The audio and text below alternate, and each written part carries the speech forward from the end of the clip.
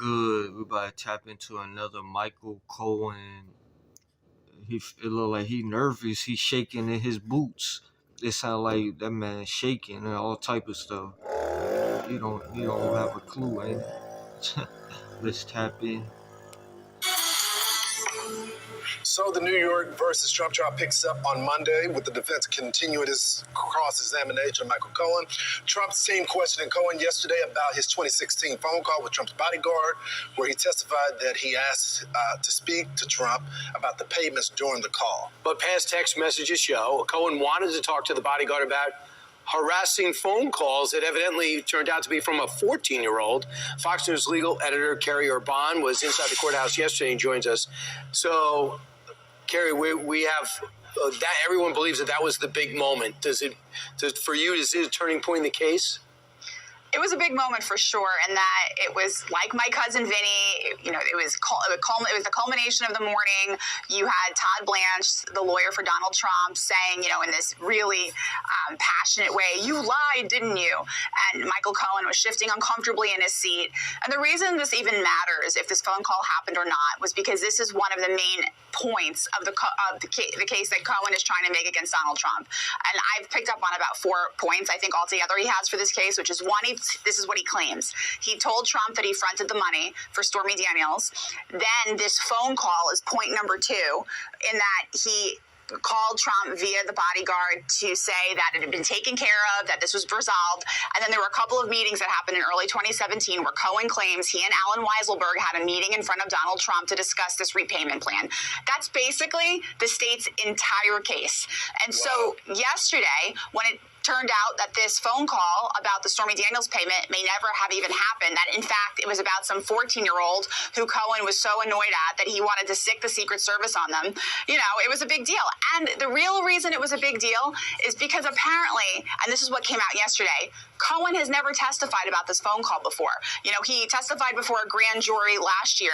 So you'd think if this was like a huge point in his case against Donald Trump, that it would have come up at some time before in all of the testimony that he's given. Yeah, that's weird, bro. And it never came up. Like, what?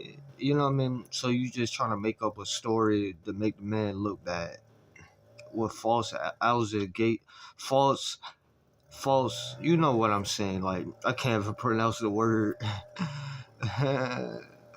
But he trying to make false words about the man. Like, you feel what I'm saying? Like, I'm like, what? Like, nah, man, you gotta come with the proof. You know what I mean? You gonna look like a goofy coming out with false stuff, man. False. Like, come on, man. Michael Cohen. Michael Cohen sound like he don't have a clue. He just trying to make up stuff, ain't it? Hasn't.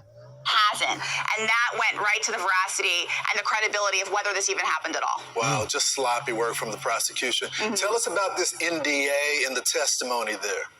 Yeah, so Todd Blanche, again, the lawyer for Donald Trump, asked Cohen multiple times, was this a legal NDA? Was there anything, illegal about it? And Cohen admitted multiple times this was perfectly legal, which again is a big part of this case.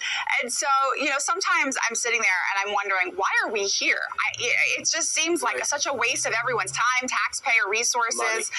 Money, exactly. And so we'll see if this resolves next week. I'm not convinced that it will yet, but we'll see. Carrie, I've been watching Bob Costello talk even more directly every single interview. I'll have him on radio in a couple of hours.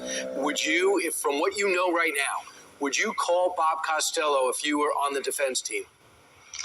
It's a tricky question, because I think Bob Costello has been very effective this past week and in the past in the court of public opinion.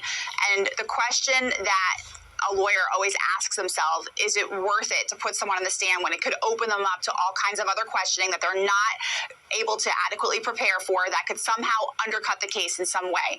And as you mentioned, Brian, Costello has made some very compelling points, not just on TV or before Congress this week, but before a grand jury last year, where he testified that Cohen told him multiple times that he had nothing on Donald Trump and that Donald Trump had nothing to do with the Stormy Daniels payment, which, by the way, also came out yesterday because, as we know, but it was reiterated, Michael Cohen had sent multiple statements to reporters in the past insisting that Trump had nothing to do with the Stormy Daniels payment. Yet now we have to sit there and believe that that was a lie.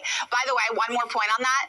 He was also a serial secret recorder of all of his phone conversations. He had almost 100 phone recordings, and from reporters to Donald Trump. I mean, he's something else. I just wonder, with there being two attorneys on there, to show for your star witness to be a slimeball lawyer, how that's going to impact their view. Because there are two on the jury. Yeah. Yeah, I mean, as a lawyer, the first question you're gonna ask is, what is the crime? What are the elements? And have they been established beyond a reasonable doubt? Because again, this is the prosecution's burden to bear. If there is any doubt at all, those jury members can't convict him. And all the defense has basically presented are holes in Michael Cohen's testimony, and the case hinges on his testimony. What is the crime? 18 days. Oh, Michael Cohen, man, sound like a sad picture, man. Going outside, man. You know what I mean? You gotta just walk outside, give you some fresh air, man. Look at life, man. Instead of just bittering and making up headlines and false storylines and all that. Come on, man. Get your nose out the that white stuff, you know what I mean? Get your nose out the white stuff, my guy. Days of testimony, and you still ask your question, what is the crime? Yeah. It's incredible. Great job, Kerry. Kerry, thank you. I'm Steve Ducey. I'm Brian Kilmeade. And I mean, That whole situation is just a whole mess, man. It's all over the place. But like, comment, subscribe, share the video. Let me know in the comments what y'all think about this whole situation.